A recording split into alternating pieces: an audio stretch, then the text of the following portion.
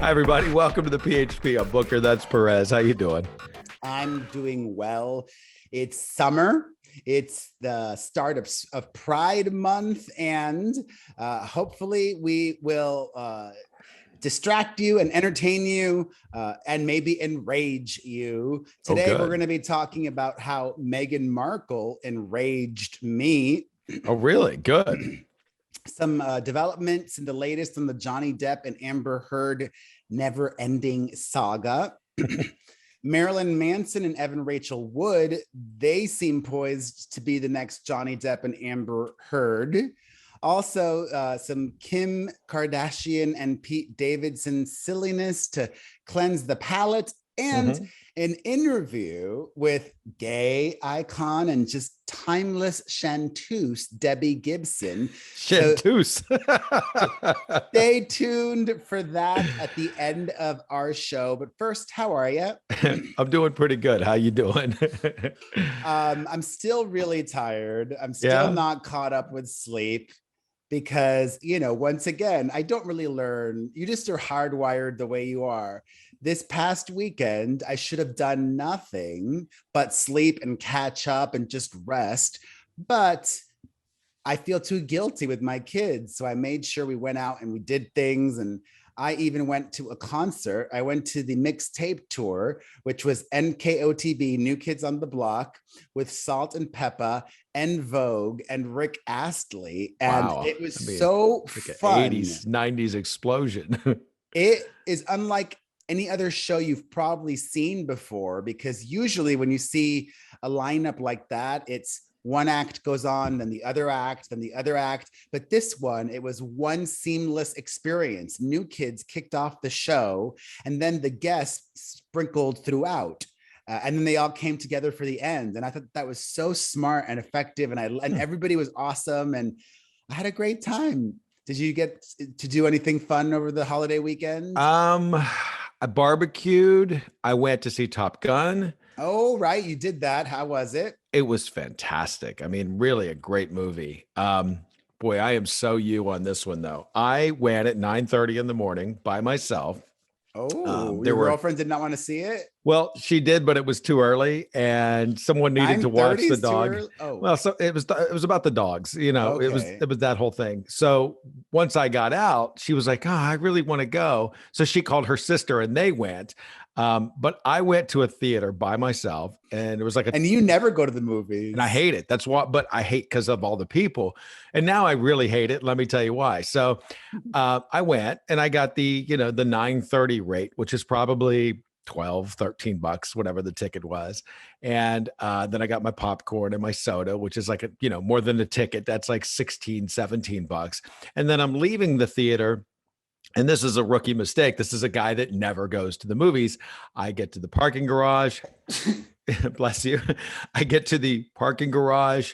I have my ticket and I say, oh, crap. I put it in the machine and I'm thinking, oh, I probably have to validate it at a theater. How much could it cost? $26. So I spent about $60. Why didn't you go back to get it validated? Ticket was already in the machine. There was no one there to go, hey, could we, let me have my ticket back. So I ended up paying $60. There's a cancel button. There wasn't. I'm telling you, I was like hitting everything. I'm like, give me my ticket back. I couldn't get my ticket back. So I had to put my credit card in, $26. So I ended up paying $60 to see Top Gun at 9:30 on Memorial Day on a Monday morning. And he was texting me because he clearly doesn't go to the movies often. And he was complaining that the movie hadn't started yet at 9:15. And I said to him, yeah, you clearly don't go to the movies often because trailers can sometimes be up to 30 minutes. Now, at this point, I think he's fucking with me. I'm like, no way, it's going to be 30 minutes. And this was about 15 minutes in, I think, because I'm texting him shit. And it was... I think that was a 15-point mark. So I checked the time. It was 26 minutes of fucking trip. I'm like, I'm there at 9:15 for a 9:30 thinking it'll start at 9:30. And it finally starts about a couple of minutes till 10. I'm like, this is bull. At 45 minutes, I'm there. Then by that time, I've already drank that big giant gallon of fucking Diet Pepsi. So I had to pee not once, twice during the movie and once after the movie. I think I missed the football scene. There may have been some bar scene I missed. I don't fucking know. And the bathroom was like a country mile away from my theater. I was like the last theater. I hate the movies. I'm never going again. But it was great. Top Gun was fucking great. If you go to the movies often, you've seen most of the trailers anyways, but they were all new to you. So they were all new to me. Yes. The Olivia Wilde movie with Harry Styles looks kind of interesting. They did show, like you said, the preview to Mission Impossible right before the movie, which I don't know. It just sort of kind of played flat because you're going into Top Gun, which was such a different experience. But Top Gun is awesome. I mean, it takes you right back to the 80s with the opening song and the opening scene, and how they filmed the stunts. I have no idea, but it's really impressive. Great, fun movie. Well, there you go. Not disappointing. And I'm not going to watch it because I don't want to support Scientology. You're a whack job. But did you not pay attention to all the things Leah Remini told us? Who cares what Leah Remini says? Really? Leah Remini is who you believe in? Okay. I definitely believe her and everybody else, and the lawsuits against the Church of Scientology and who cares? Everything. I care, clearly. You're a whack job. Yeah, well, so are you. So this week, unfortunately, the funerals in Uvalde, however you pronounce it, Uvalde, have begun, and continuing to keep everybody there in my thoughts. And I keep seeing people criticizing the parents that lost children there, because some of these parents have chosen to. You have the dumb internet at your house or something where you just see dumb shit. Like, who cares? Do you have to find these dumb people? No, so many people. So many people leaving similar comments, like parents who choose to remember and celebrate their children by giving interviews talking about their kids, and people repeatedly over and over and over again criticizing them for not crying while giving an interview. Be thankful that you are not in their lecturing the people that aren't listening. Those people are there to troll people and to get hits and to get you to talk about it. I don't think that's it. They're not listening. Okay, they're not listeners. I don't know. I mean, you'd be surprised. You'd be surprised. There's just to make it clear, these people are in shock. They still haven't fully accepted what happened, and they are using every ounce of everything inside of them to stay alive themselves. So that's why they are not crying during the interviews. All right. Like, but there's so much new information that's come out that's just so upsetting about the response to the incident, the massacre, everything. Like, I don't need to go into the minutia of it all, but what a way to just fumble it all for these poor children and two teachers. And shortly after the tragedy, Meghan Markle popped in to that small Texas town to pay her respects. What the fuck was that about? She has, that we know of, absolutely no connection to Uvalde. None. She's not from there. She didn't know anybody that we know of that died there. She just went to pay her respects. Here's my first thought. Her ginormous ego, thinking that her presence would make things better or make a difference, just her being there. Then I thought about it even further, and I got a little Chris Booker on it, a little skeptical even. Like, that might be the surface reason, and that might be what she wants people to believe, or the reaction that people think she's trying to get. But she might actually just be trolling people and might have gone specifically hoping for a negative reaction to then cover it on her reality show that we talked about last week. Because people hating on her for doing something good gives her drama and something to talk about on her upcoming Netflix reality show. Either way, it's pukish. Yeah, there's the Chris Booker answer. It's pukish. Absolutely. There is no need for you to be there. One is pukish. The other one is very pukish. Okay. But both are pukish. Yeah. There's no reason for her to be there. None. At all. And it's not like she went and also announced, and by the way, we're going to be donating $1 million to the families or $2 million. She didn't make any donation. Right. Okay. She just went to pay her respects as a mother.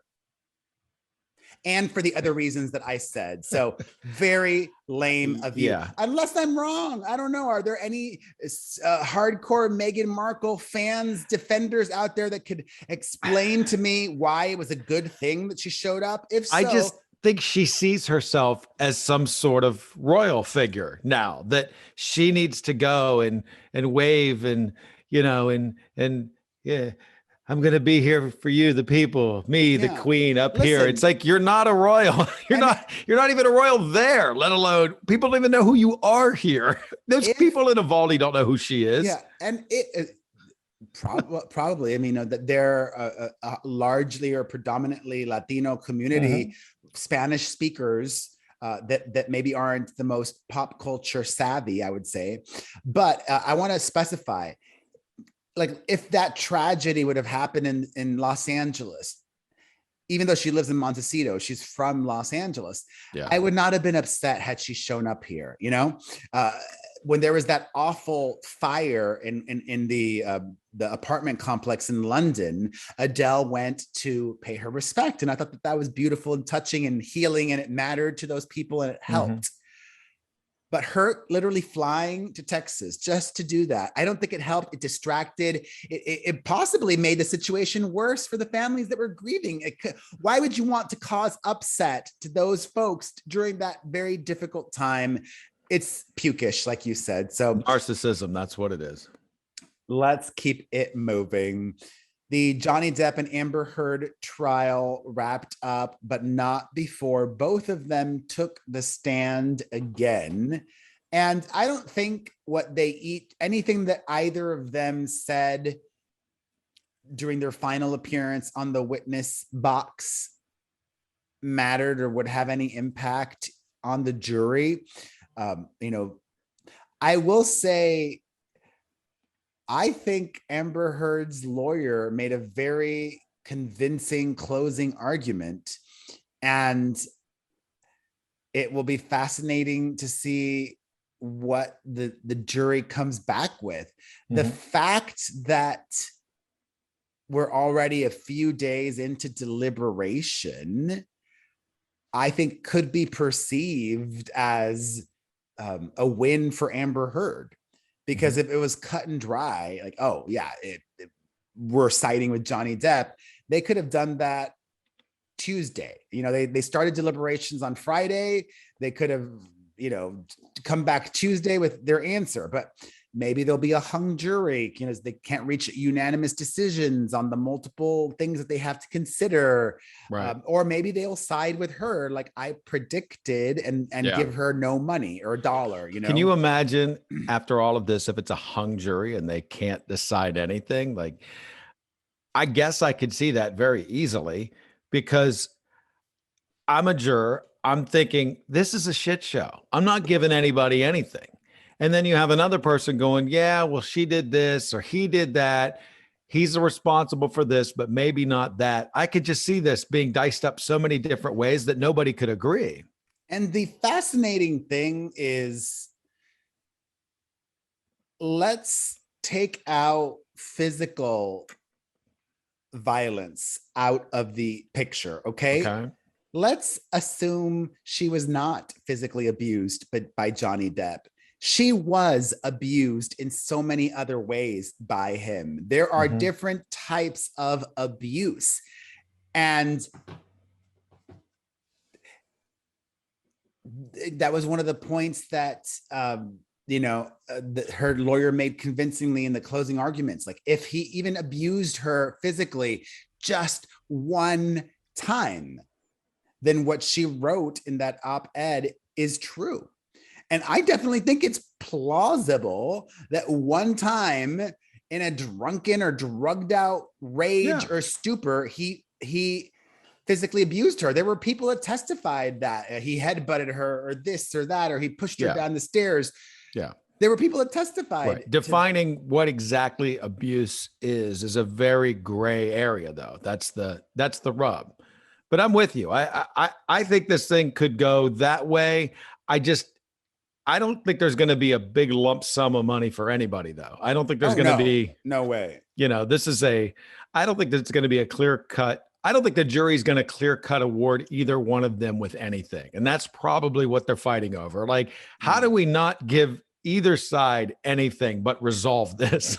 That's what I would probably be talking about in there if I was them, but we'll see how this plays out. And I like to be honest, this thing that Johnny Depp did rubbed me the wrong way. Like, after the jury started deliberating over the holiday weekend, he went to the UK and performed in a concert. He already is taking a victory lap. He's like, mission accomplished. I'm going to celebrate. I've already won. I've done what I set out to do. Everybody believes me. And I've ruined this woman. This is a weird pirate sort of thing. I don't even know what I'm doing. I don't either. It almost makes it seem like he's not taking everything that just happened for 6 weeks seriously, because he's going to play rock star. I mean, I could be wrong. That's just my take. What do you think about that? Yeah, I just take it a step further. I just don't think he or she has a great recovery in the movie business after this. And I know you said that maybe Johnny Depp has proved himself, and if he releases his own movie and that's a hit, then he can recover in the movie industry. Yeah, does he have that kind of money to fund something like that? Of course. Yeah. He's made he's worth hundreds of millions of dollars. Yeah. Well, I just don't think any studio, even if he does that, I don't think, and it's a success, I don't think any studio is going to take a gamble on him, because Hollywood will just move on without him. It will. It doesn't. Well, Hollywood needs already. It needs no one. It needs no one. It doesn't say we have to have this person. They can shoo you away. The only people that Hollywood needs are the consumers. Yeah, and Tom Cruise, because he's fantastic in this fucking Mission Impossible movie. But I think Hollywood just sort of moves on and just does its own thing. And I don't think the business needs him. So I think he's overshot his demand. I think the demand for him is over, especially after this case. Looking at how this played out, he does not, he won, didn't win, proved his point, didn't prove his point. To me, I have an unsavory taste in my mouth for either one of them. I think they're too and for the fans on both sides. Yeah. The Depp fan, the hardcore Johnny Depp fans are toxic, and the hardcore Amber Heard fans are toxic as well. Right. Those people are just, they're as bad as those two. Yeah. And I don't know. I just don't see this as a win, except for if you sat at home and you watched some of it and you were entertained, then it's a win for you, I guess. But outside of that, I just think this whole thing was not good for either one of them, or even society in general, just to show us where we are and that people line up to see this. It just, I have little hope for mankind. Between this and a shooting in Texas, another shooting, and you see what's important to people, this kind of thing, we're fucking doomed. We're doomed. This is like the low point of our society, I think. It's only going to get lower, and I'll talk about that in a minute when we discuss Marilyn Manson and Evan Rachel Wood. But first, I'm proud of myself in that I can be objective. Like I've said, I'm not on anybody's side here. I think everybody is toxic. I even saw this video of that lawyer, Camille Vasquez, at her hotel there in Fairfax, Virginia. And people with a lot of time on their hands were there, fans wanting her photo. And she was swarmed by people asking her photo. And some Amber Heard fans were calling her a weirdo and saying, oh, she's loving all this attention and this and that and the other.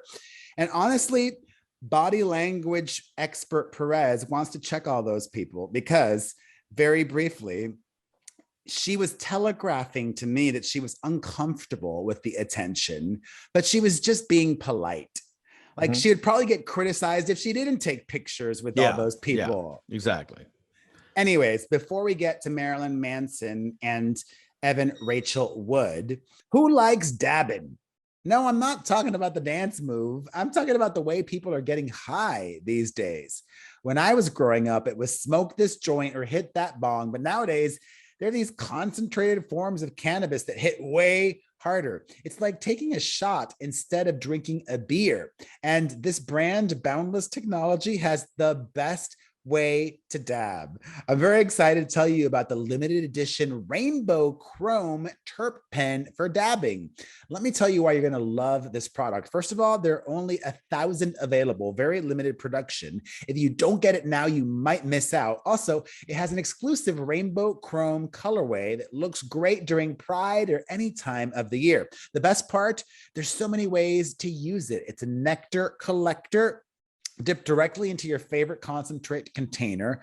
The dab tool technique lets you load your wax on the tool and then vape off the tool, and it acts as a traditional wax pen as well. Also, this pen instantly heats up. There's no buttons, just inhale to activate. No butane or torch is required. It's so easy to use. Go to boundlesstechnology.com and enter Perez 10 for 10% off. And let me tell you, they're only offering this exclusive discount to my listeners, so take advantage. That's boundlesstechnology.com and enter Perez 10 during checkout. My mom popped in while we were recording. Come say hi, Mom. What? She's like, I'm not coming over to see you. Fine, thank you. And yourself? For those watching, get closer to the camera. Show off your face that I just had done. You look so youthful. Hi, Booker. Oh, Aisha can't hear you. I don't know what happened. Shoot. Hopefully this doesn't mess up. All right, whatever. Anyways. There we go. Your mom looks great. Thanks. All right, let's get back to it. So I mentioned that Marilyn Manson and Evan Rachel Wood might be the next Johnny Depp and Amber Heard. And I say that because, like Johnny Depp, Marilyn Manson has sued Evan Rachel Wood for defamation. And like Johnny Depp, Marilyn Manson has some hardcore fans, possibly even more hardcore than Johnny Depp, to be honest. I don't know about that. The whole boy band thing, like you said, Johnny Depp has been famous since he was on 21 Jump Street. We're talking the 80s. But the Marilyn Manson fans are just crazier. Like, he appeals to crazy people. He's crazy himself. Yeah. I put up a poll on social media because it was, right. Which is good for engagement, right? Your following is hardly the Gallup poll, though, but I'm still interested to hear what it said. Tantalizing questions posed in poll form are good for engagement. And as somebody who works in social media, that's important. So I asked, given the storm and the shit show that we've just been through, if people believe that the Marilyn Manson and Evan Rachel Wood defamation trial should be televised. And I thought for sure I knew what the answer was going to be. And I was wrong.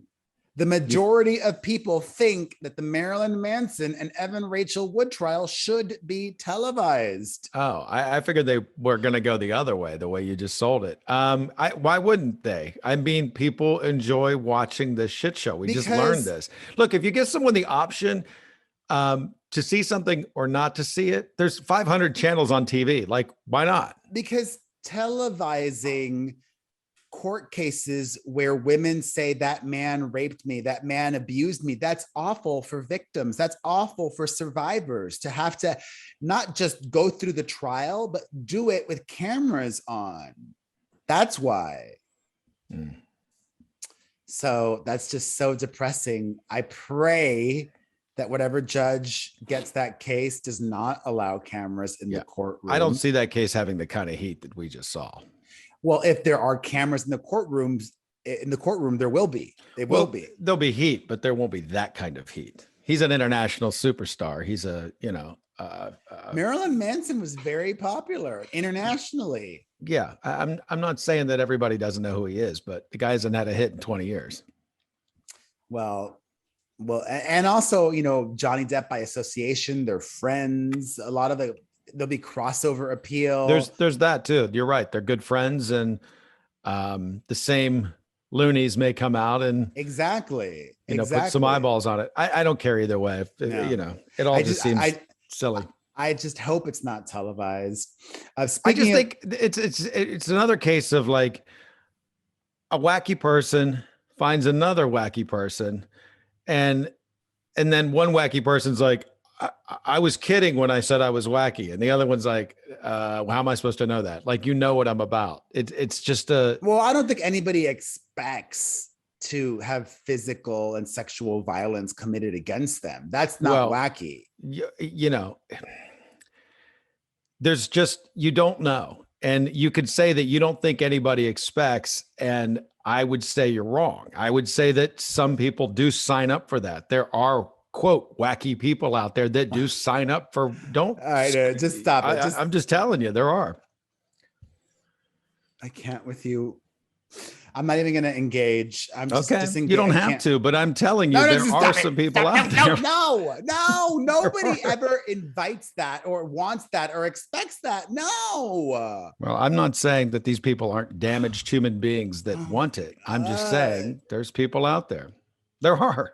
Let's just put it this way, and I'll sum it up with a sentence. There's something for everyone out there. There is. I have no idea what you're implying or trying to get at. I'm not implying anything. I'm stating the case that not everyone is built exactly the same, and some people seek certain things out. Okay. Over in the UK, Kevin Spacey has been charged with 4 counts of sexual assault from 3 different men. And he not surprisingly, I think the United States does have, obviously friendly relations with the UK. So he would have been extradited if he hadn't, but he released a statement that he's going to be voluntarily cooperating and showing up so that he could be arrested so that they can then, go forward with this trial. In the UK, they do not allow cameras in the courtroom, so they will not be broadcasting this for all of you obsessive court watchers. We need to lighten things up. Let's talk about Kim Kardashian and Pete Davidson in a second. Like I said, it's summertime.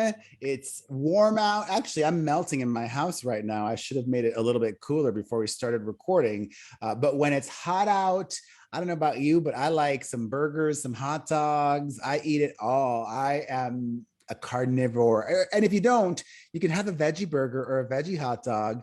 But I probably wouldn't stick my meter in a veggie burger. Why not? Does it work the same in a veggie burger? Absolutely. If you want to, if I don't know what the internal temperature is for a veggie burger or what it's supposed to be, but I guarantee you it's on the packaging. I imagine it's probably a lot lower than a traditional burger would be, but absolutely, because usually they're frozen and you want to see where you are. But it's probably not dangerous if you don't thoroughly cook a veggie chicken burger. Definitely not. You could probably eat it frozen, but you just, you don't want a frozen center, and that meter will, tell you what you're dealing with there. Well, Booker is the grill king and he loves his meter. He uses it. It's fancy. You can, you sync it with your phone, right? And it tells you the exact temperature and you can monitor. That's the best part, because you'll get an alert when it reaches that temperature. So if you're like me and you like to go elsewhere and talk and run your mouth and get drunk and whatever, and you forget about your meat on the grill, you got your phone to remind you, hey, dummy, you're at 150. You better go check on your meat and your fire, especially. That's what I always forget to reload. And if you order right now, you will get it in time for Father's Day. And if you use code Hilton when you shop at meter.com, you'll get 10% off your order. So get 10% off with code Hilton at meter.com. That's MEATER.com. It's barbecue season. Let's get grilling. All right. God, I hope I'm not getting sick. I keep being all sneezy. Anyways, you texted me these photos, or they were actually video. When I watched the video, it was like a next level experience because the photos just reveal one story. But Kim Kardashian and Pete Davidson had a very PDA filled weekend where they went to London. Are they going for the Queen's Jubilee? It's the Queen's Jubilee week. I wish I was there. There's so many festivities. I'm a huge Anglophile, like legitimately, but I'm also cheap. If I wasn't so cheap, I would have gone. They're in London doing something. I'm not quite sure what yet, but they posted on social media these photos of themselves kissing. And you said to me, she's so into herself. And then I said, duh. I literally said on our show not that long ago that they have bad sex. She's not that into him. She likes him. And women, more so than men, have the ability to, quote, fall in love or be with somebody that's not their type, or that they aren't that into physically either, for many other reasons. I wish I could be that way. I am too shallow. I'm a gay man. We're even more shallow than straight men.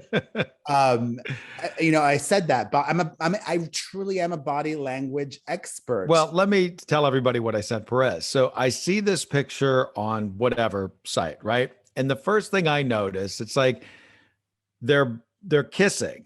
He's looking at her. He's very into her. And she's looking into the camera. She's just, posing as she does. I don't know if she can see herself or she's trying to get her angle or whatever, but he's clearly into her. So I see that once. Then I scroll, and then I see it again on a different site. They had a different angle and maybe it was video. I don't know what it was, but every picture I kept seeing was her just loving herself. There was no reciprocation going on there. He was clearly into her. So I took those, screen grabs and I sent them to Perez, and I'm thinking, this isn't hot. Like she's into her, he's into her, but she's way too into her. Kanye and Kim, I could tell they had great sex because he fetishized her so much. Yeah, he did. Obsessed with her. He was obsessed with her. Actually, Kim's into that because she's so into herself. Right. Those are the kinds of men that she's into. Pete's so into her. Kanye, as you should be, right? Don't you want to be with somebody who is obsessed with you? I would. I just would like reciprocation. That's all. No, absolutely. That's why I'm shallow. Like I can only be with somebody that I'm also obsessed with. Like if I don't feel that heat, it's not going to happen.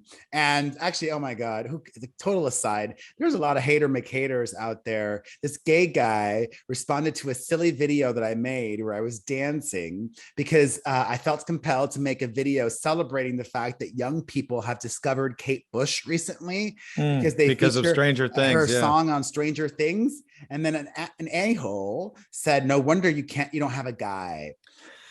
I'm like, you know what? I truly would rather be alone than with somebody who is going to try to change me or doesn't celebrate me and accept me for who I am just as I am. Yeah. So on you. All right. Speaking of Kanye. By the way, I'm watching Stranger Things. I'm into the new season. I'm a couple in. So far, so good. They picked it right back up. It's a solid watch. I'm enjoying it.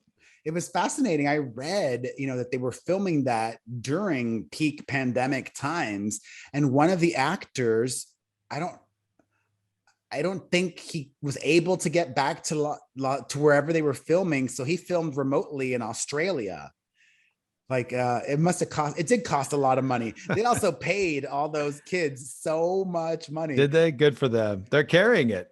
I mean, each and every one of those kids, they're just great. They get better every season and they seem to take it very seriously in their craft and their character. And they really are impressive young actors. Netflix will never be paying actors that much again on their TV shows, though.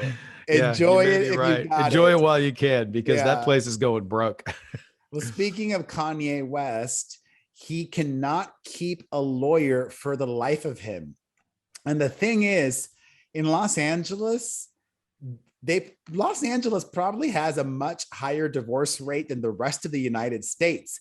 It's like 50 something percent in the US. In LA, I'm going to guess it's maybe 60% or something. Yeah. So divorce lawyers are continually busy year round and making so much money. They don't need the headaches that come with Kanye money. So his latest lawyer has parted ways with him after his other divorce lawyer parted ways with him. And Kanye is still not divorced from Kim Kardashian. He's got money. He is divorced, but they haven't figured everything else out, the visitation and custody and all that stuff. God, and there's so much money, and trying to dice up what was made in between. How many years did they make it married? 5, 4? No, more than that. Was it more?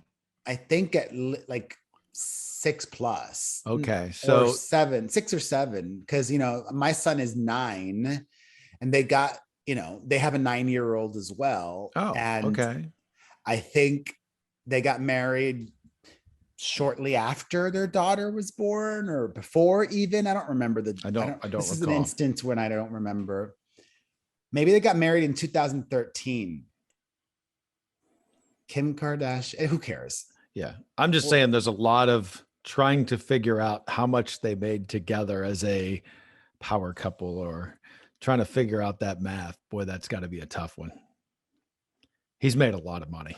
He's made a lot of money. And she supposedly has too. But I was close. They got married in 2014. Okay. 2013, not that bad off. Speaking of celebrity couples, Megan Fox and Machine Gun Kelly are engaged to be married, but will they? I don't know. According to a new report, Megan Fox and Machine Gun Kelly keep fighting all the time, nonstop. Maybe that's hot to them. Maybe they love right. getting heated and then having hot makeup sex or something. But I would not find that hot. They seem very Pam and Tommy to me. Funny that he played Tommy, but they do seem that sort of. That did not last though. It did not. But what does? But go back to your last story. What lasts in this town? Nothing. I mean, Tom Hanks and Rita Wilson.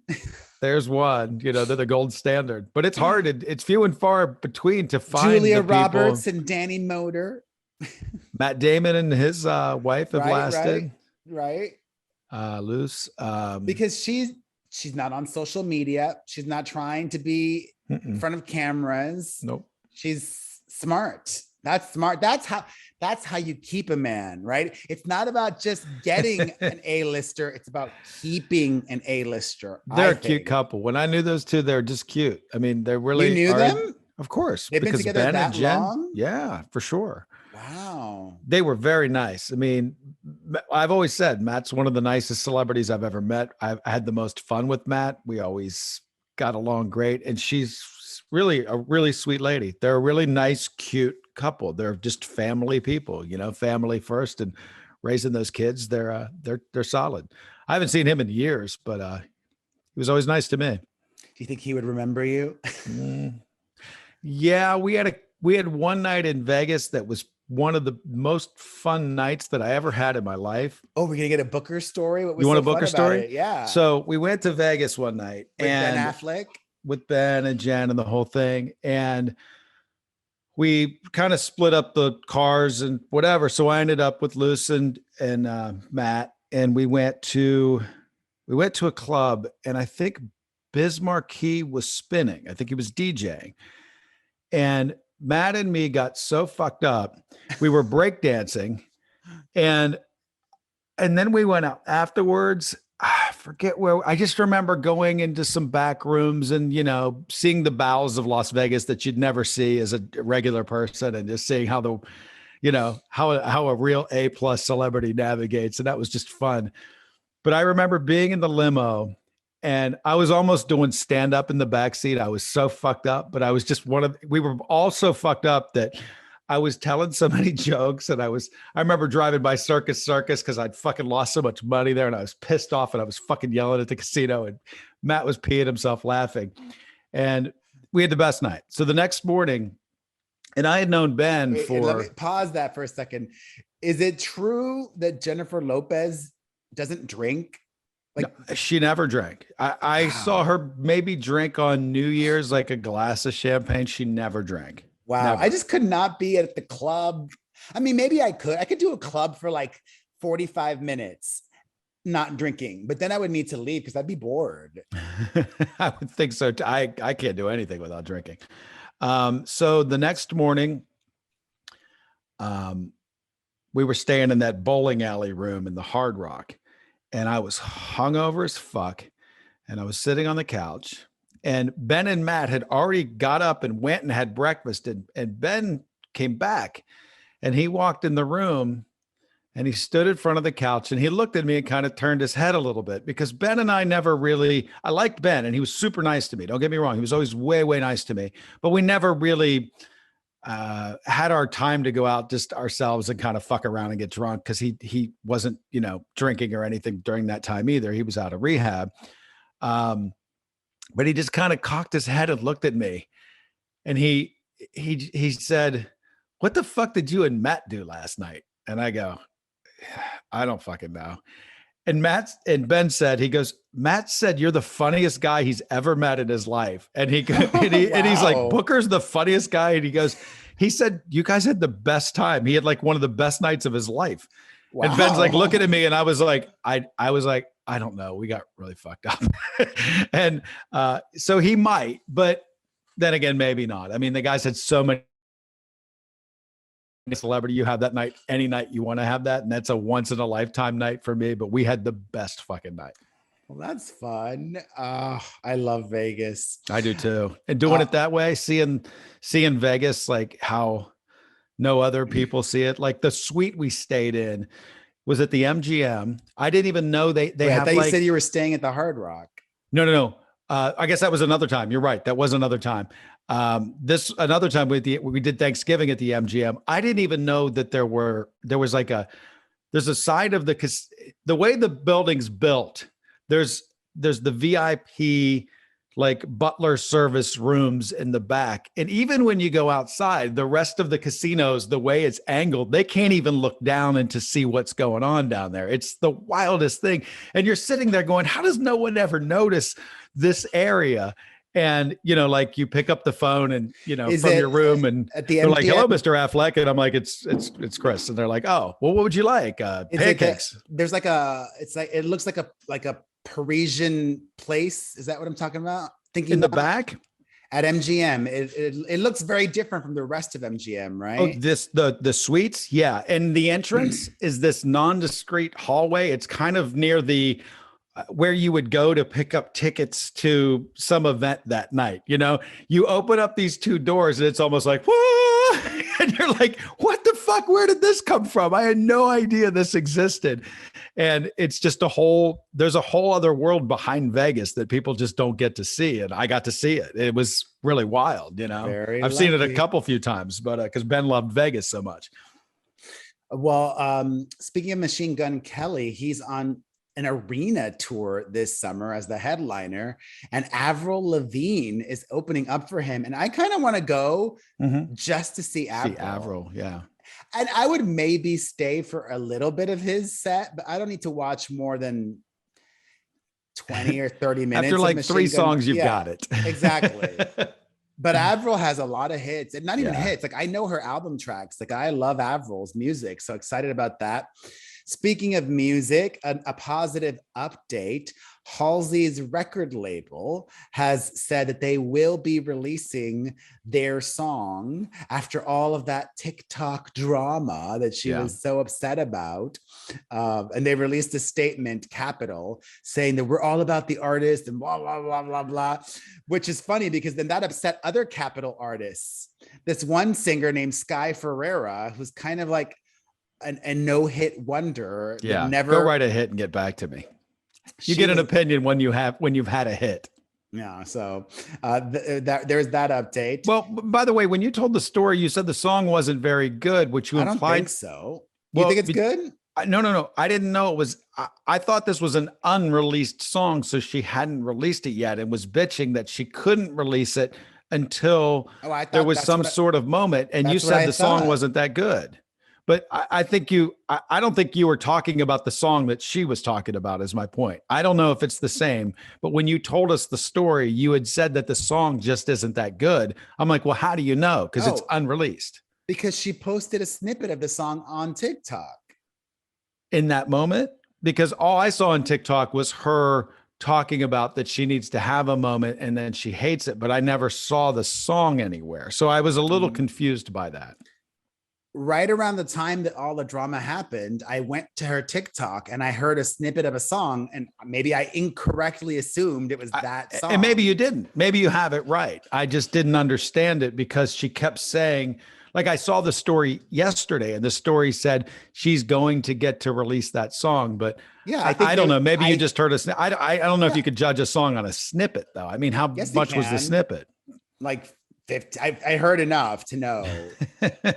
Okay. In my opinion. All right. Some messy news. Matthew Morrison, the Glee alum, has been fired from So You Think You Can Dance. He was a new judge on there alongside JoJo Siwa and others because somewhere in the auditions process along the line there, he slid into the DMs of a contestant and started flirting with her. And that made the contestant uncomfortable. And she went to the producers. They investigated and he got fired. But what complicates things even more is he is married. Whoops. And hasn't even been married that long, has 2 young children. And I've met his wife. His wife is smoking hot, banging. Maybe they've already broken up and they just haven't announced it publicly. But ladies, if he and his wife are still together, if you're the wife and you find out your husband has been flirting with somebody else, verified because he got fired from a job for it, how do you respond? Do you stay with that man? Do you leave? Because it's bad enough that he has now broken the trust in the marriage, but add on to that the public humiliation that she's also now going through complicates things. What would you all do? Call us 800-721-1185. And let's end things with some positive news before we get to calls. A couple of weeks ago, I chatted with Spencer Pratt and Heidi Montag on the podcast, and they were talking about trying to have another baby. They've been trying for a while now. It's been a difficult process for them, but they just announced that they are expecting their second child. So congratulations to them. Very happy for them. All right, let's take some calls here. Yeah. Hi, Perez. This is Annie from New Hampshire. And I just wanted to comment on the Adele discussion. I believe you said the song was, first off, I know Hello, and I know who Adele is, and I actually like Hello and stuff. I'm not a huge fan, but I like music. I don't know what the other Easy is. Is it Easy? Whatever the other song is. Perez that might be the most erroneous thing you've ever said on this podcast. I can't think of anything more incorrect than that statement, that you think Take It Easy on Me has more cultural relevance than Hello. I guarantee you it was #1 on the Hot 100 for more weeks. It doesn't matter. You're comparing it to other songs because other songs are weaker at the time, has nothing to do with it. Hello is one of the most culturally relevant songs of the past century, without question. I've never known you to be so wrong about it. And so many people called in. Not one person agreed with your take on that. Not a one. Well, I would love to hear from our friend Shirley from formerly of Billboard. She should call in and let us know what she thinks. I already know the answer. No, you There's don't. no way Take It Easy on Me was more culture. Right. I didn't even get the title right. I don't get hello wrong. I didn't say it was more culturally relevant. I said yes, it was a you bigger did, because hit. I came back with that and I said it has much more cultural relevance. All it's right, a bigger hit. More people know it. It was not a bigger hit. It's still not a bigger hit. Yes, it was. No, it wasn't. It's honest to God, it's the most wrong thing you've ever said on the show. No. If you thought I was wrong about the Johnny Depp thing, I'm as certain you're as wrong about this one. Sure. Hi, Booker and Perez. This is the first time I'm calling in. My name is Jen. I am from Oro Valley, Arizona. Thank you. you. First time caller. The show. I always look forward to hearing it. I wish you guys were on more. I always agree with either one, other, or both of you. You're both wrong. You're both right, and I love it. The show's great. I had more to say, but I forgot. I'm going to keep it sweet and short. Okay. Just a check-in, I guess. All right. We like that. That was lovely. Thank you. Absolutely sweet. We appreciate your... I've never been to Arizona. I would love to go. I need to get a free trip somehow. Wait a minute. You've never been to like Phoenix? Never. Really? Anywhere. I want to go to like a really nice spa. Phoenix. Yeah. Oh, it's so nice. A spa getaway. I need that. I'm too cheap. I can't. I love that whole area. I need a sponsored trip somehow. Somebody hit me up. It's so nice there. It really is. I'm going anonymous. Not sure if that's a thing, but I'm making it a thing. Okay. So yeah, just want to say I think you guys are the bomb. I love hearing what you have to say. Booker, I think you make some great ass points and you say the shit that people need to fucking hear. Personally, I really don't give a shit about any celebrities. I think they're kind of a waste of my time. But and majority of the time, I'm looking up what half the shit you guys, half the people you guys look up. But anyway, I just want to say you guys are awesome. I'm sure you already know that, but in case you don't, I'm here to tell you you're awesome. All right. Bye. Another positive call. Yeah. No question needed. I appreciate that. That's nice. Let's get a couple more here. Hi, my name is Brittany. I'm calling from Atwater, California. And I just have to say, I love you both, but I have to agree with Booker that funny is funny. Joe Coy is coming out with Little Baby. He has a comedy show, and he talks freely about it, that if it's funny, it's funny. It doesn't matter if it's about race or about your gender. If it's funny, it'll be funny. And I feel like a lot of people get offended so easily nowadays that they don't even know what funny is anymore. A funny comedian could literally make racist jokes funny. That's funny. It's funny, but it's also racist. That argument doesn't hold. I disagree with you 1,000%. It does. Back to what she said. Funny is funny. And like I said, nothing's off limits. You can literally make funny racist jokes that are saying Black people should die and say it in a funny way with a great delivery or whatever. And if it's funny, it's funny. It's just this whole new introduction of the internet judging comedy shows. It used to be you just wouldn't go see that comedian if you didn't like that kind of humor. Anthony Jeselnik is the best at it in the world. I love that guy. He is just so fucking dry and shit comes out of left field. It's so inappropriate, but it's clearly a joke. It's funny. If it doesn't hit the mark for you, it doesn't hit the mark. And if you want to have an opinion about it, it's 2022. You can, but funny is funny. I couldn't agree more. Here we go. Hi, Booker and Perez. This is Jennifer from Tampa. This is more for your listeners. You guys, if you don't like something on the show, like I don't really like to hear about Johnny Depp and Amber Heard. It makes me feel icky. I don't really like it. There's a little button on your phone that has like a number 30 with a little, the skip. Yes. You can just hit that a few times and you can just skip through that part. If there's a part of the show you don't like, you can just skip through it. And then it's like it never happened. So I don't know if you guys know that, but it's like it never happened. That's a good point. If you don't like a topic, and I'm sure people do. When we get on one about something, I like to keep things moving myself and not get caught in the minutia of just one story. But yeah, fast forward if you don't like it. But he's here to tell you what the big story is, and I'm here to comment on it. That's the show.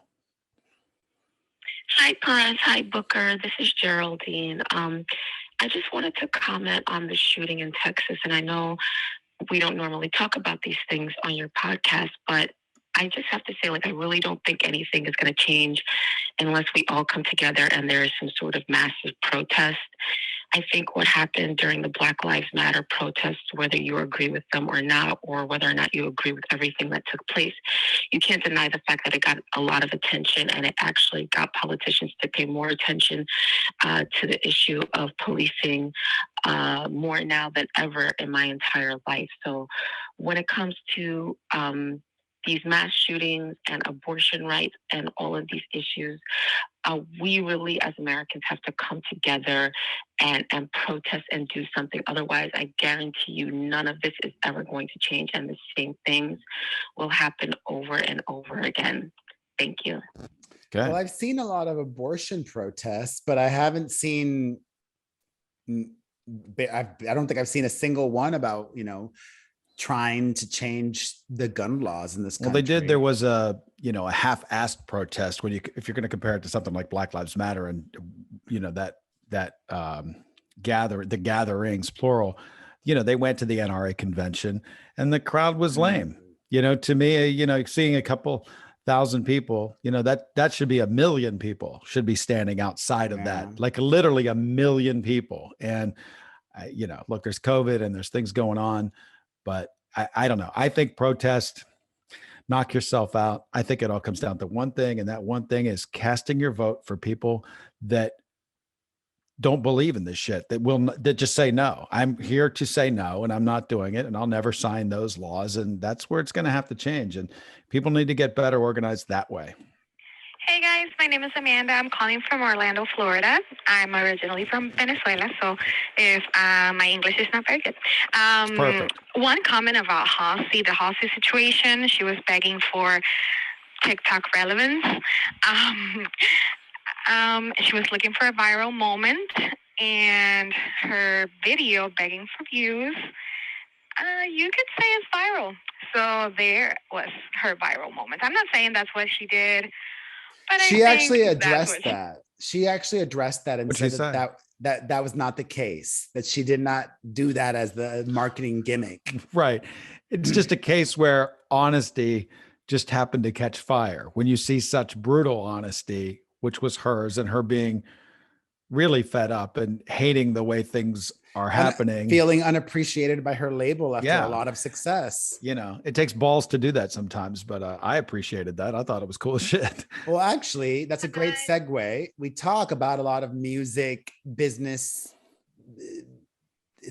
topics, and we just talk a lot. Did you talk about us used to going out on a couple of dates, Debbie Gibson and me? No, I didn't know this. You did? There you go. You did? Too bad. You should have told me before. I did not know this. Yeah. Well, here's a good story about Deb. So, one of my best friends on the planet, he used to be her tour manager. Mm-hmm. He's been one of my best friends forever. So, and the first pop star I ever met was Deborah back in, 1989, I think. I've got a cute picture of us together. I'll have to send it to you if I can find it. But anyhow, I was living in New York, and I think I'd interviewed her, and maybe I was going to say, maybe I had my times confused, but anyhow, I interviewed her, and I was like, mustered up the balls to say, hey, let's go get coffee or something. So we went and got coffee, and it was weird because she just shot for Playboy, literally right then. So we're in Starbucks, like at Columbus Circle somewhere, and she whips out these pictures and throws them on the table. Okay, right? She's all naked and shit. And I'm like, what the fuck? This is great. So I think I'm seeing the pictures before they're in Playboy, or it wasn't the actual magazine. I remember it being pictures.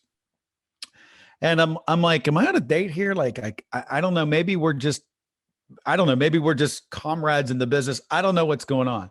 And she's like, I've got this party tonight at this club downtown. So, why don't you come with me to that? And it was for the, release of this. It was like an event for this magazine release. And I'm like, okay, am I on a date? I don't know what the fuck's going on. So she's like, I'll pick you up. I've got an SUV that's coming, I'll come pick you up. So I was down there and she came by and she picked me up, and we kind of, we walked in together. I think we even had our pictures taken. We walked in together, and she did the whole event. And then we just sort of split up after then. And I don't think I've talked to her since. No, I have. I actually talked to her on the radio a couple of times, but I was like, were we on a date? Like, was this supposed to be a date? It's one of the most confusing things, but I wanted to go out with her, and maybe I didn't articulate myself, or I don't know. Me being there, I was trying, but yeah, we'd had coffee and I went to an event with her. So if that's dating, I like that story. Yeah. That's a good story. Well, I got a lot of stories, man. I know. I love it. I need to put these all in book form. We got two good ones today.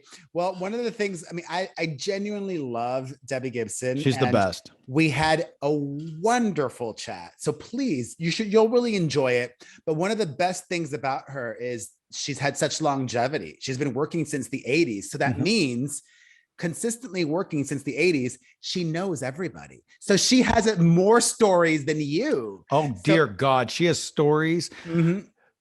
My best friend tells me stories about being in other countries and how things work. It's mind blowing. And he was her tour manager when she was like in malls. So from the very, very beginning to, it blowing up into the juggernaut it was. And she was a juggernaut. Like people, I don't know if people realize.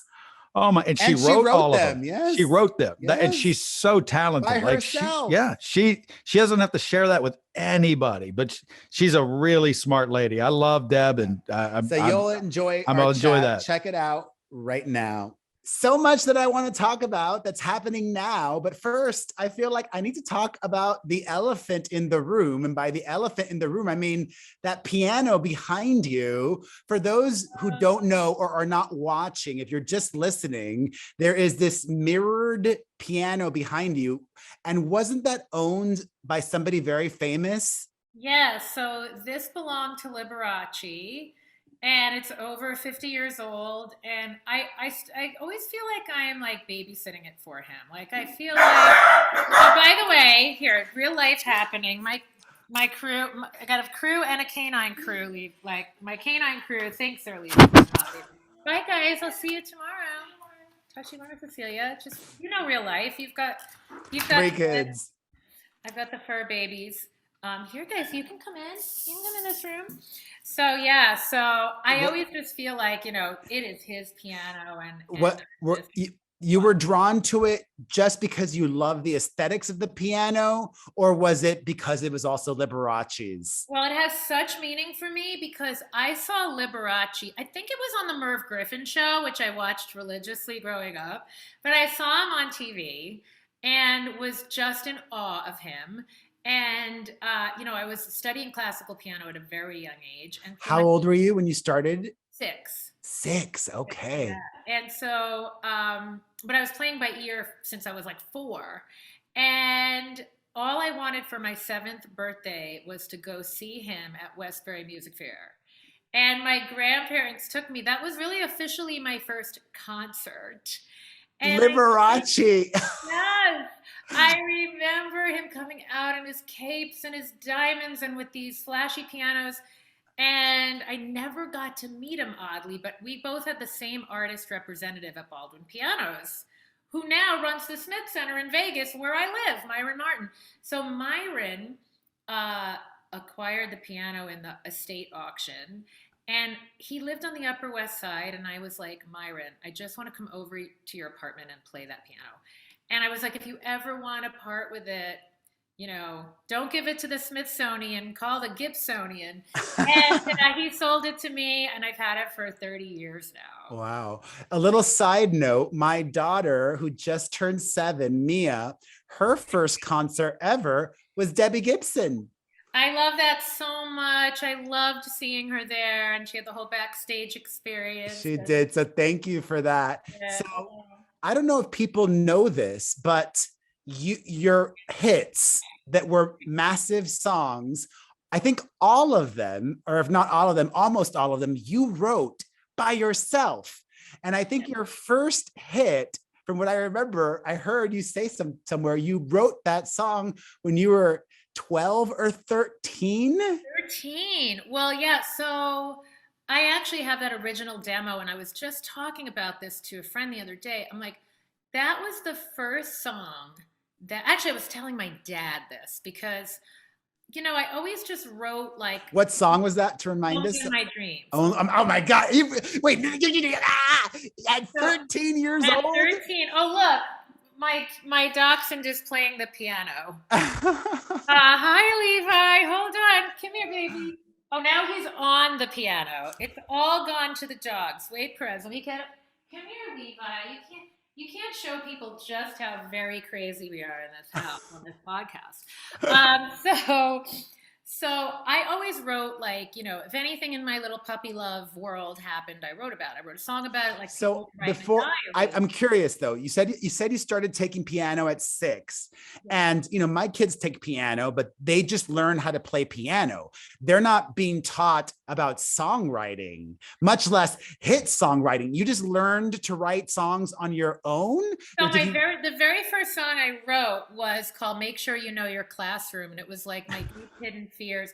Hold on, I'm not lit for this. I don't have the mic for this, but I'm bringing you over to the piano. So my very first song was "Make sure you know your classroom. Make sure you know your seat. I'll help you find your teacher. I hope she looks so sweet. Make sure you know your classroom. Make sure you know your seat. I'll help you find your teacher, or you'll have to wait in the street." Because I thought if you didn't know where you were going in school, they were literally going to kick you to the curb and you'd have to wait in the street. So that's where my love affair with like therapy through songwriting started. And you just taught yourself how to like do verse, chorus, bridge, chorus. Yeah. It came naturally to you? It came naturally to me. And I was always obsessed with pop music. Like Billy Don't Be a Hero was the first song I played on the piano. And it had that same oompa, oompa, oompa kind of feel. And then I was like the biggest Billy Joel fanatic, which is interesting because his songs aren't so structured. Like they're not structured like your kind of, you know, mainstream hooky pop songs. But that's when I was like, of that age where I was obsessed with the radio, 11, 12, 13, that's when that structure really was like, you know, I realized it was embedded into who I was. And Madonna was very instrumental. George Michael was very instrumental in like, you know, shaping how I wrote songs. Diane Warren, I mean, all the like, you know, Narada Michael Walden, all those great pop songwriters. And, you know, I was writing like inspired by, like I said, my little puppy love life events until I went to the like Sam Ash music equipment show. Okay, because I had studio equipment at a young age. My mom got a loan from a relative. It'll all be in the movie someday. I want to make the movie of my mom's life and play my mom is what I really want to do. Oh. Because her, as you know, as a parent, it's like your kids are going to be as you know, ambitious as you allow them to be. You know, so your mother and my dad, but my mom really had that vision. Did she come from like a showbiz family? Not at all. Not at all. So her initial inclination was not to say no, but she was supportive.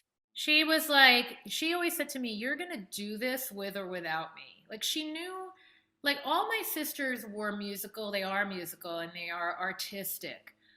But she knew that I was the one that was going to take it the distance. She knew it was my life.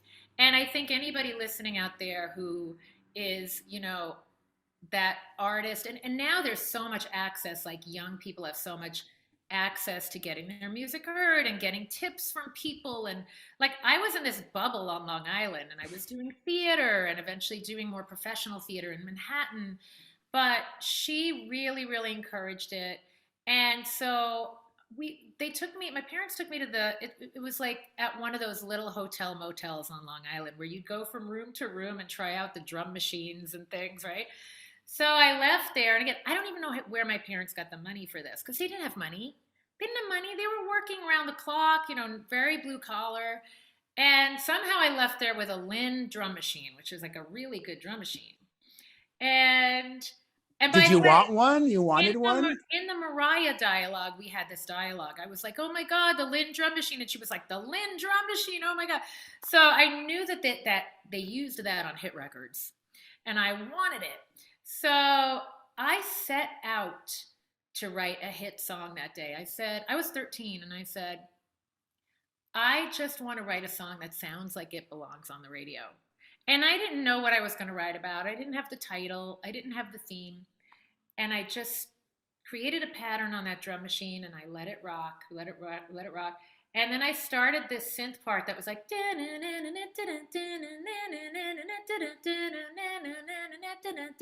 and so it had like traces of what became the arrangement for Only in My Dreams. And I let the instrumental play, and out of my mouth came, every time I'm telling secrets. I didn't know what it meant. I didn't know where it was going. I didn't know what was going to happen. And the song just kind of poured out. It was crazy. I love that story. And I just it reminded me of another thing that I read recently.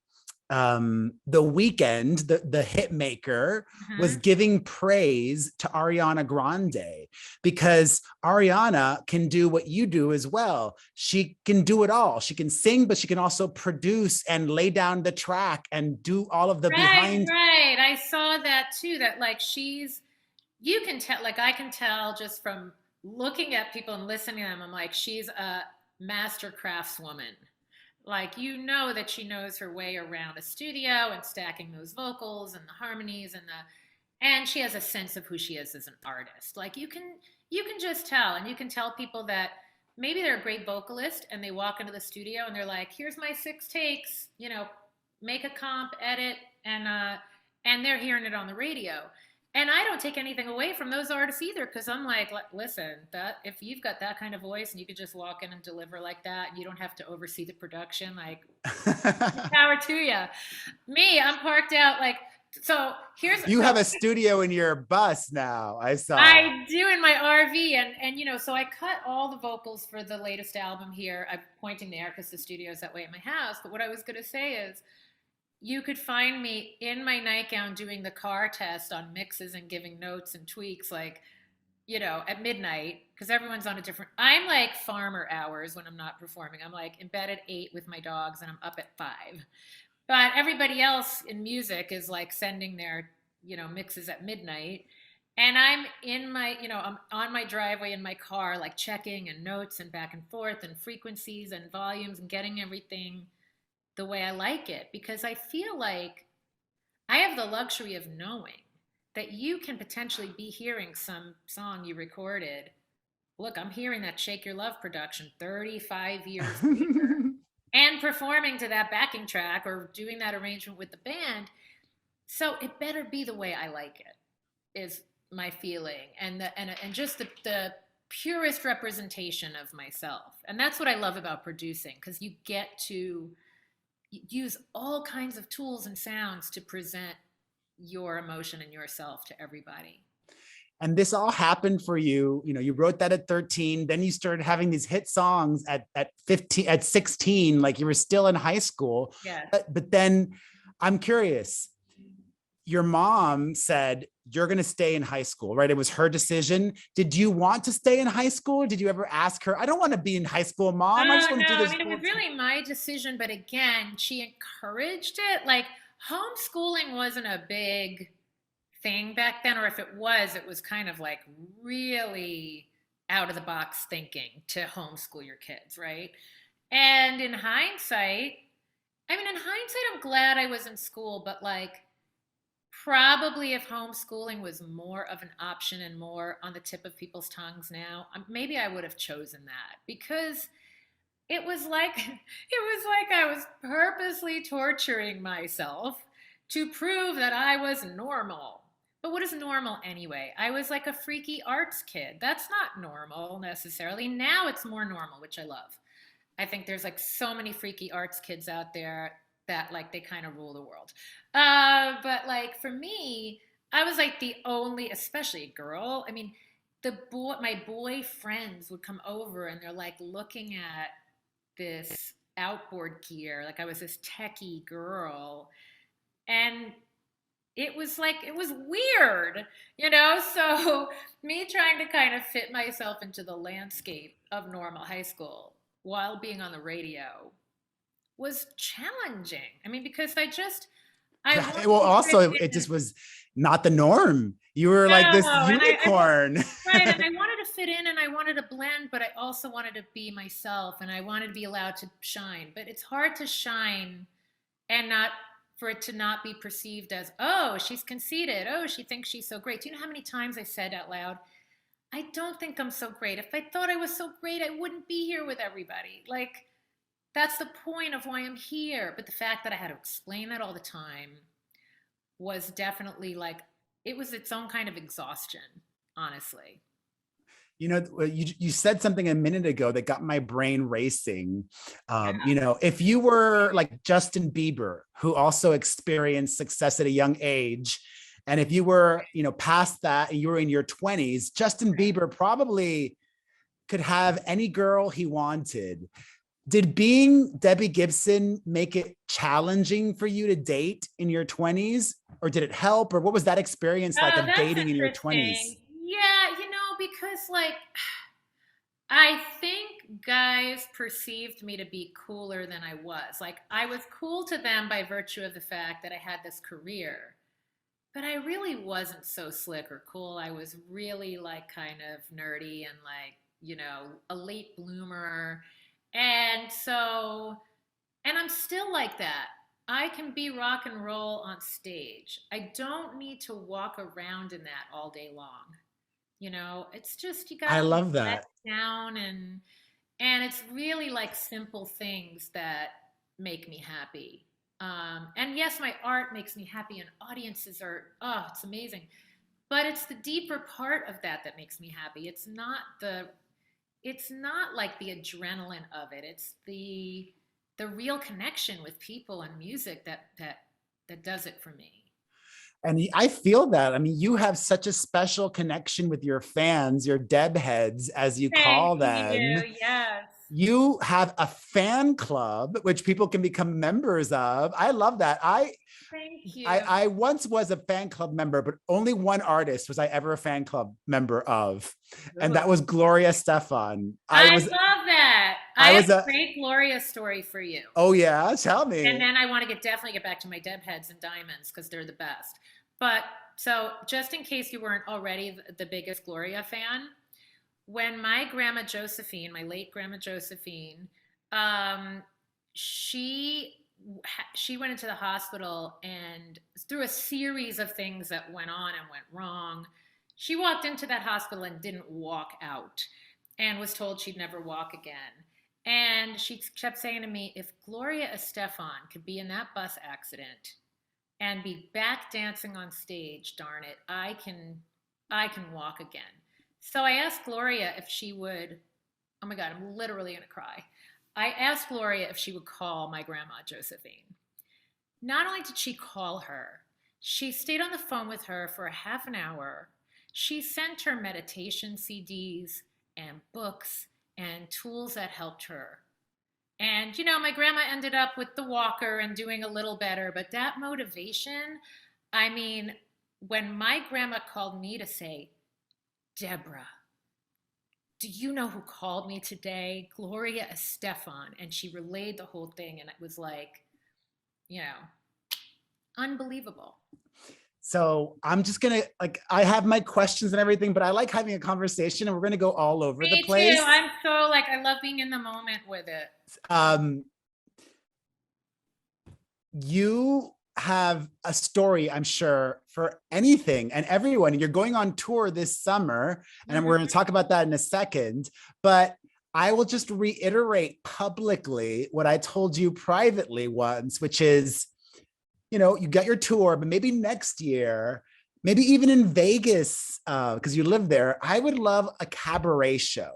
I would love something where it's like you're telling stories as well as performing your songs, because I want to hear these stories. Like you've been working. I love that. Yeah. You've been working your whole life since the 80s, and you've met everybody. You've collaborated with the most amazing people, performed on TV shows with people. People love these. I want to hear stories. I love that. And you know what? You know where I got to do that last year, which was so much fun, was at the Grammy Museum.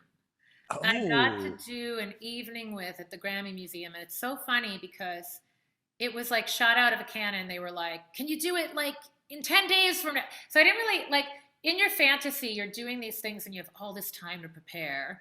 But I didn't. But again, I'm like at my best when I'm off the cuff. I do believe that. And Joey McIntyre came out too and did that with me. And he stood, I love him because he stood in the little hallway, like off to the side of the audience, watching the entire thing, like so supportive, you know. But I loved that I really got to tell those stories that night. So I hear you on that. I totally do. And you know, the next album, it's funny because I have a holiday album in the can now that's coming out this year, and The Body Remembers just came out last year. But in my head, I'm already formulating the next album, which is more sit at the piano, singer-songwriter, and tell the stories. I love it. You might just get your wish. So your Deb heads, you have a very special relationship with them. Yeah. And they're probably, you offer the opportunity on tour to like get to say hi to you before or after. People get tickets for that. So there's a VIP meet and greet, and then but the Diamond Deb heads, which, you know, on my website, and there's an Instagram where if you go to the Instagram at Diamond Deb heads, you can, the membership info is there. And, you know, I loved that way back when. By the way, I never say back in the day because I feel like today is the day. That was the day and today is the day. So like back in that other day, I had DGIF, Debbie Gibson International Fan Club. And people still have those membership cards, and like we make Diamond Deb Heads membership cards and those little touches. And I jokingly tell them all the time, like, I stalk my fans. I know where they work. I know their pets' names. I know their ambitions. I know, you know, their boyfriends, their girlfriends, their whatever. Like, I really love knowing who's in my audience and respecting everybody as a person. Like, I just like it. I just love that it's a big community. And all of those supporters of mine support each other and have become friends. And I love that. It just makes it all feel so much bigger than me. It's not about me. It's not just about my music. It's bringing actual people together to form actual relationships, which is so cool. It's so cool. And one of the things that's different these days is, you know, back in the 80s and 90s, there was no social media, right. but now there is. And I think from what I see of how you use it, you seem to enjoy it, and it's brought you closer to your fans, you would say? I would definitely say that. And, you know, as a kid, like a little kid in school, I used to always want to make things. I wanted to make things. And so social media lets you make things. You can make these videos. You can let people into your world. And again, like, I was never that artist who was like, you know, oh, the girl behind the curtain and, you know, like kind of thing. I always loved letting people in anyway. I loved those shopping days with Bop Magazine where, like, I got to take my cousin Monica and my sister Denise, and we'd go buy denim jackets, and they were documenting it. Like, are you still doing that? I saw you do something with National Record Store Day. Yes. Like, see, yes. I loved following the fans' adventures on National Record Store Day. You know, I had the picture disc out, and I love that interaction. So I do, and I have no patience. So I love that it's all immediate. And very, you know, there's some things I plan, like posts I plan. I'm sure you're like this too. And then some days I'm laying in bed, I have one eye open, and I'm like, oh, today's the day I need to post that hula hooping video. I just think people need to see hula hooping today. And like, up it goes, you know.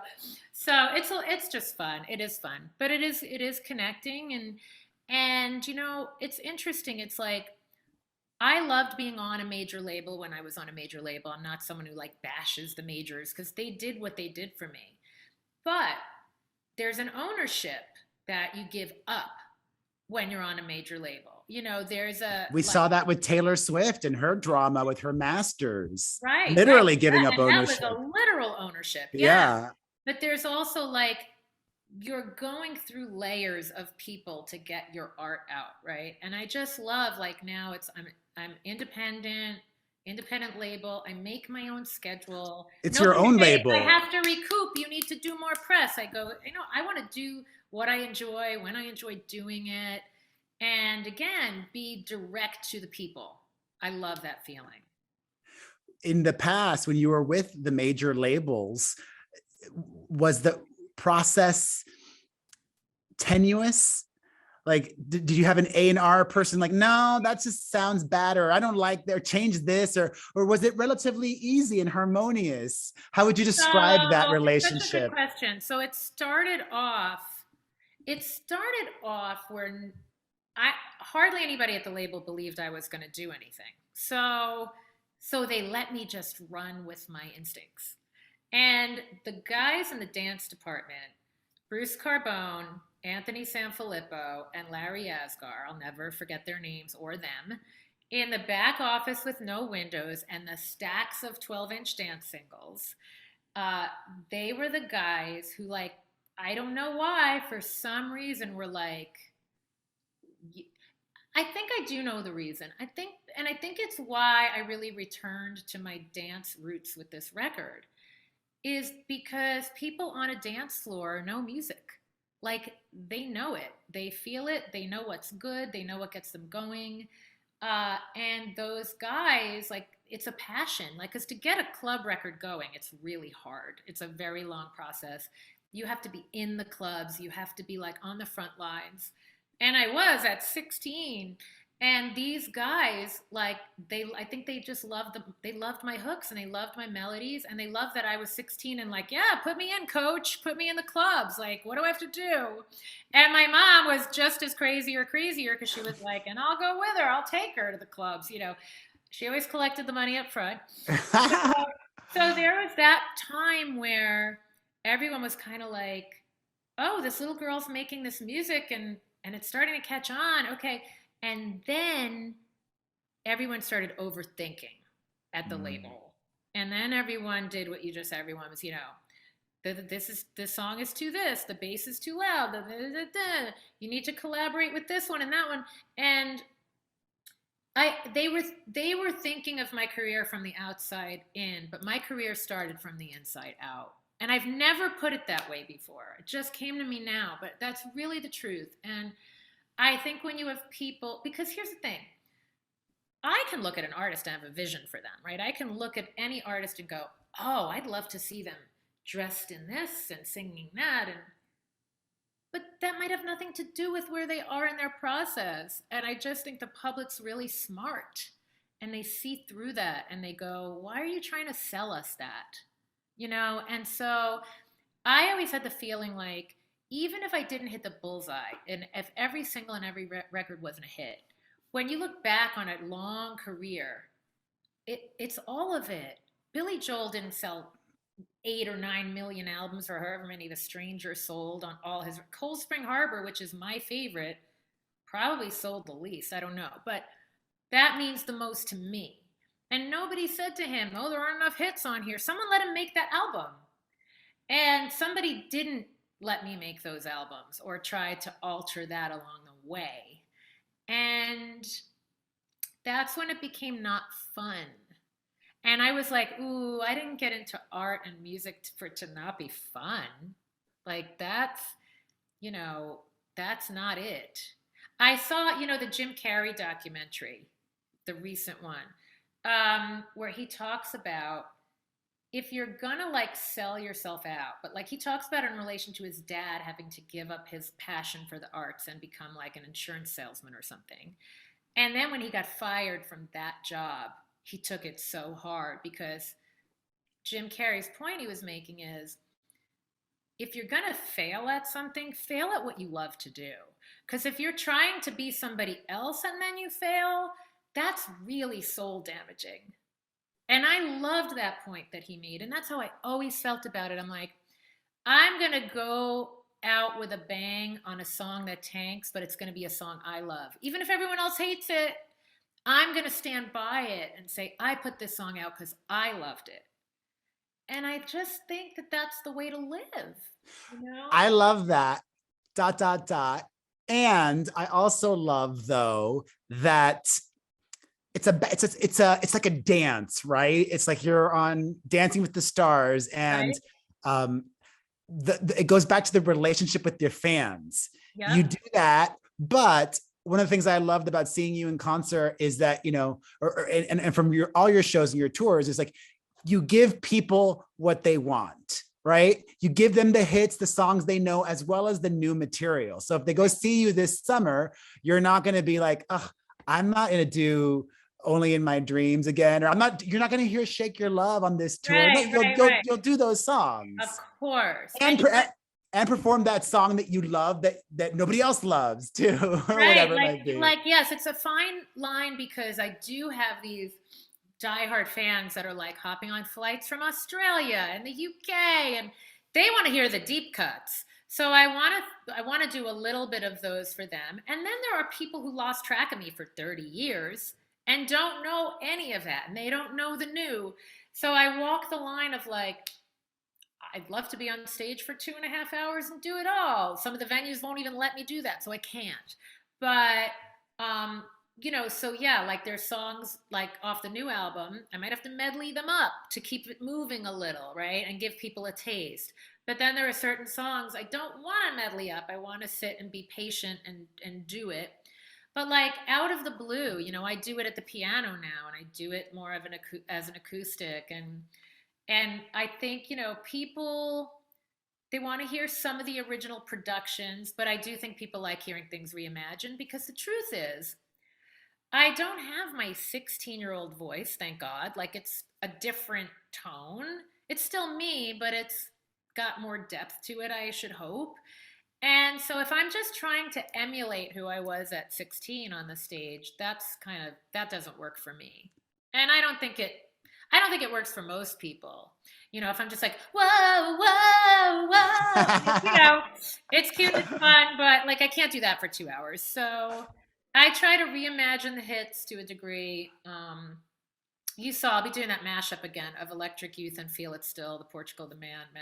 And that was a fun way to kind of use my theatrical, like Fosse style, but incorporate Electric Youth. And so yeah, there'll be some fun surprises like that too. At your shows, at a Debbie Gibson concert, there are a lot of gays. So it might be an opportunity for any single gays out there to meet somebody. Why have you always been such this gay icon? What is it about Debbie Gibson that the gays just flock to? You know, it's so, first of all, it's an honor.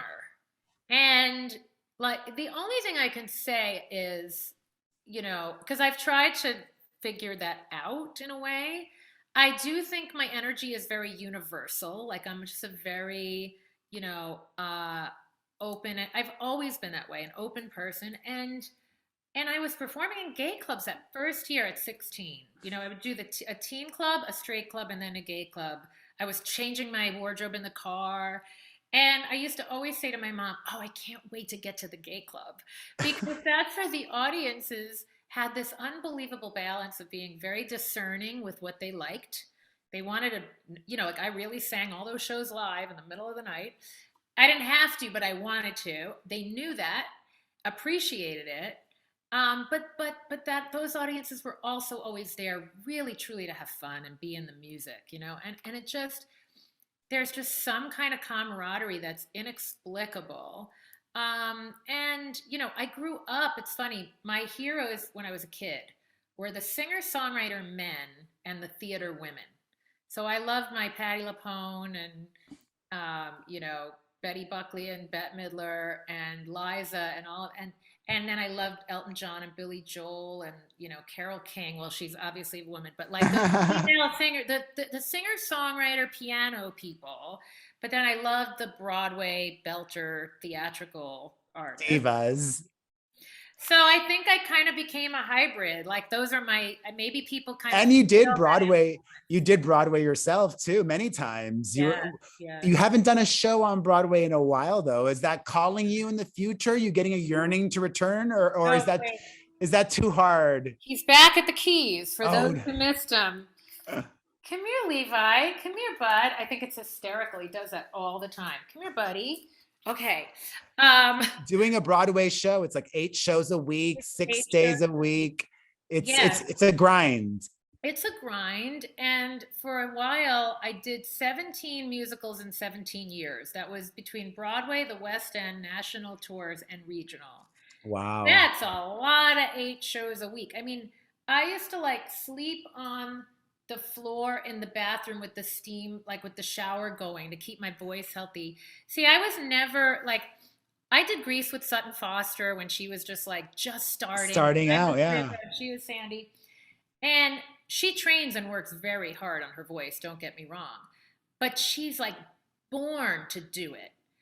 I'm born to write a song, and I sing because I want to deliver my songs.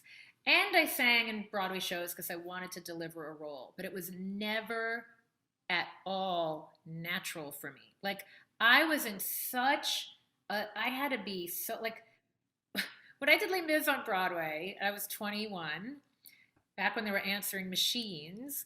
My answering machine said, you could leave a message, but you might be better off just sending me a letter because I'm not talking for 3 months.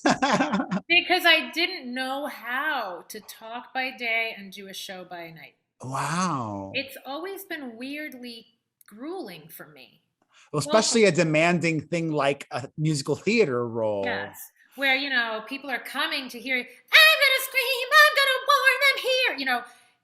You're doing your own music and you're, feel the power, you see the energy. You can use your raw energy and any tone you want. You can change a key. You can go sing with me. Doing theater is no joke. Like my hat's always off to my Broadway contemporaries because you have a tiny microphone that sits right here. You're not holding a microphone this close to your mouth. And you have to be so on point every night, and the audiences are there to enjoy, but they're critical. Yeah. So, they're tough. And so when I did it, I knew that I could give that 150%. And so at some point, if I'm feeling like, yes, I can and want to do that again, I will. But my energy... 17 shows, though, in 17 years. That's a lot. I checked off, like, 95% of all the roles I ever dreamed of playing as a little girl. And so once I did that, I went, I think I'm good for a minute. Were you Rose and Gypsy too? Did you do that? I was Gypsy Rose Lee with Betty Buckley as oh my God, with Betty Buckley? Yeah, how cool. And Laura Bell Bundy as my God, what a cast. I love that. And Allison Psycho, who's on a lot of hit TV shows. She does dramas, and she played Little May. She played Little Louise. Yeah, we had quite a cast. Lenny Wolpe was Herbie. Wow. Yeah, I need the cabaret show where you're telling all your stories. Me and Betty had quite an adventure. We could write a book about our adventures because I always called myself the accidental actress. Like I was there, make no mistake. Like I did theater as a kid, but when I had the big theater moment, obviously people knew my name from pop music. So I always felt like an imposter to a degree, and like I had a lot to prove. And then the older divas kind of wanted to take me under their wing, and I wanted them to. Eartha Kitt was my fairy godmother to my Cinderella. Like, oh my God. You've worked with everybody. It's when you were in Les Mis, were you in Les Mis with Ricky Martin at the same time? No, so he came in after me. So I was kind of like the pioneer / guinea pig for the Disney shows, like Beauty and the Beast. I was the first name Belle. I was the kind of pop culture name Belle. Yeah. I was the first like pop culture person in Les Mis. But the thing is, and this goes all the way back to what I was saying about being authentically who I was. I was called back for Les Mis twice when I was 15, right before I started my recording career. And so that was in my blood, and that was my vision. And I performed the song on my own as my encore in my pop concerts when I was like 20. And my mom invited the creative team. She goes, you have to come see Deb doing it. Because they knew me from Richard J. Alexander, who was the associate. Dick, we know Richard. He's an icon. Richard.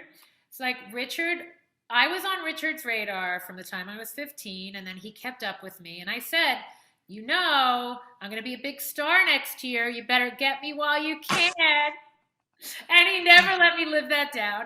And then he came to But you were. But I was. I still couldn't hit those Eponine notes properly till I did it at 21.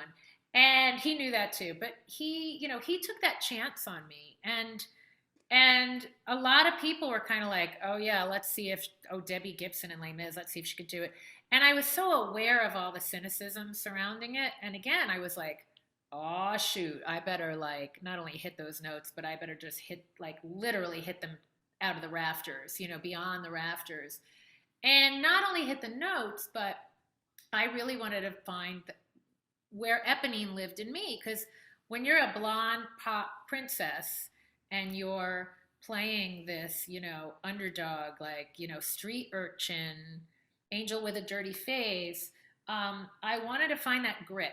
I wanted to contact that grit that I knew I had, that everyone didn't know that I had. But after that, they put in a pop culture name year after year after year. In January, it was Shanice and Ricky Martin and Catherine Hickland as Fontaine and on and on and on. And I always, You did it first. I sat back and when I did it first, my late great mom, negotiated those deals first.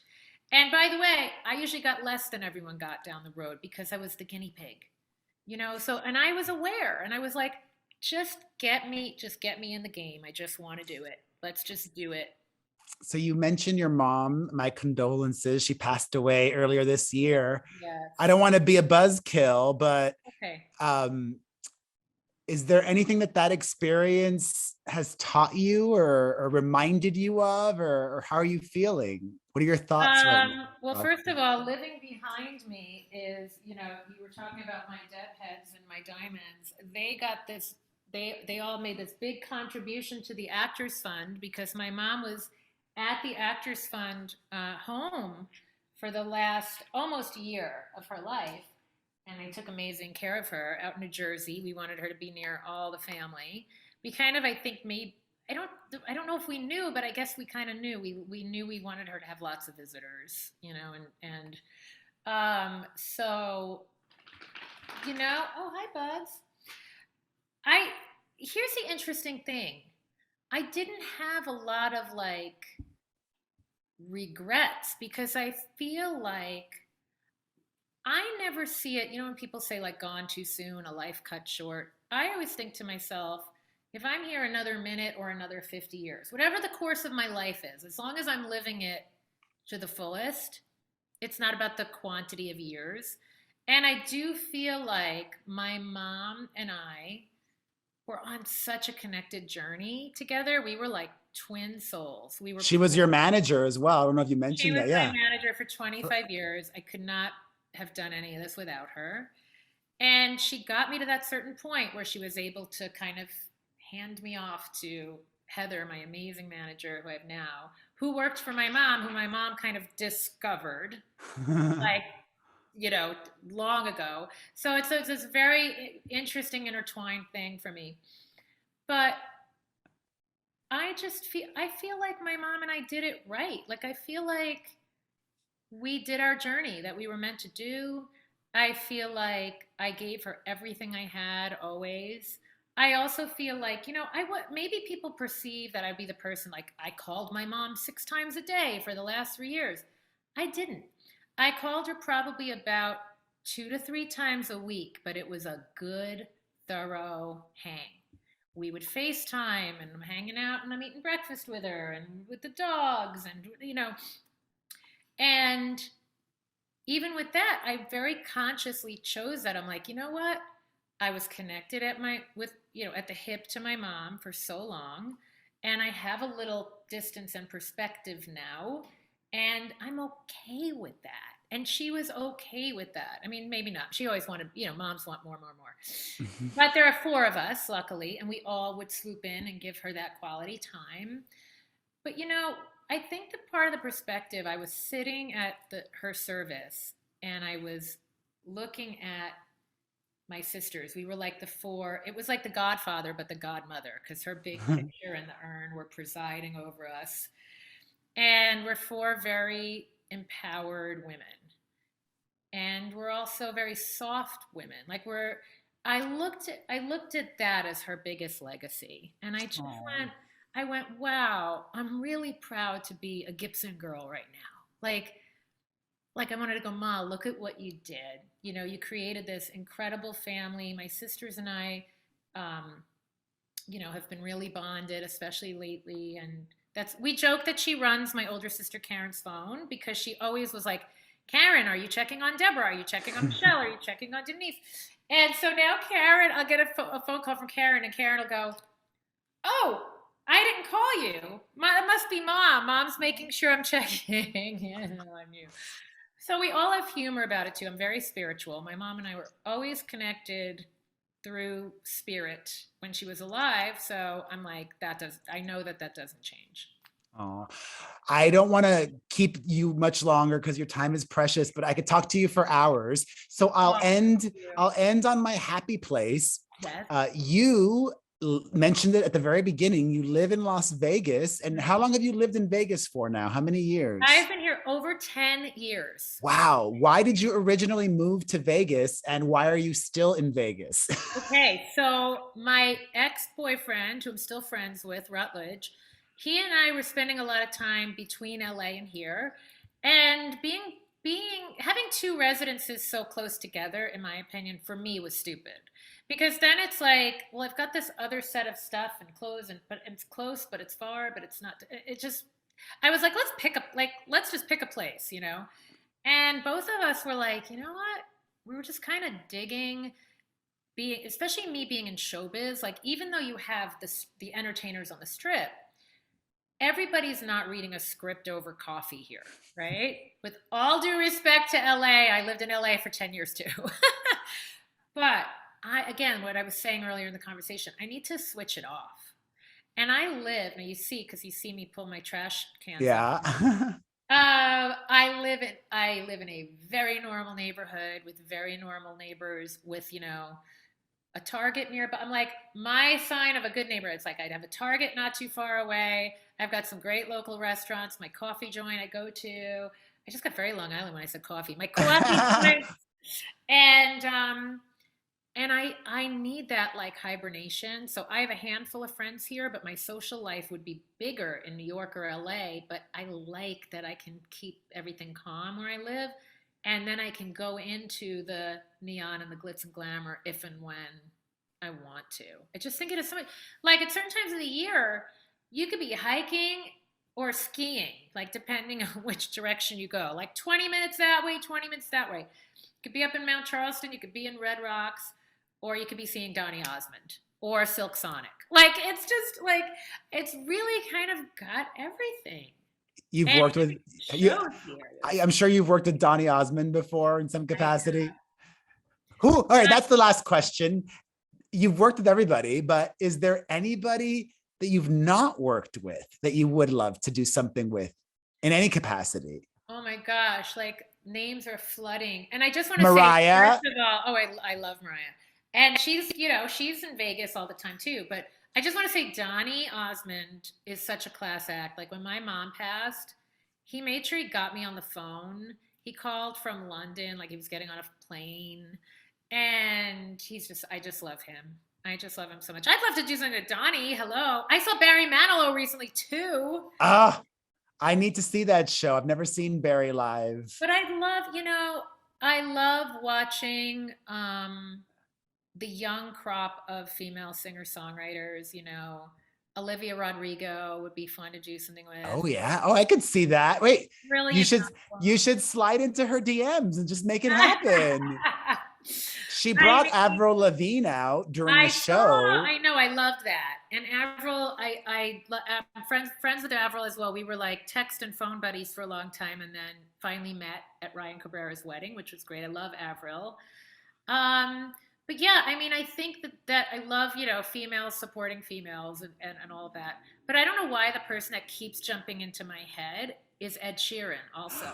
Ooh. Because I feel like he and I, with the guitar and the piano, we could have quite the jam session and write quite the hooky melodic song together. I would love that. Yeah, well, I will be seeing you at your show in Los Angeles. I'm very excited about that. So and excited. Hopefully everybody else listening and watching will see you as well. When does the tour kick off? Oh my God, June 1st, like any minute in Minneapolis. And we'll be rehearsing. And every time I hear Minneapolis, I want to go, Minneapolis.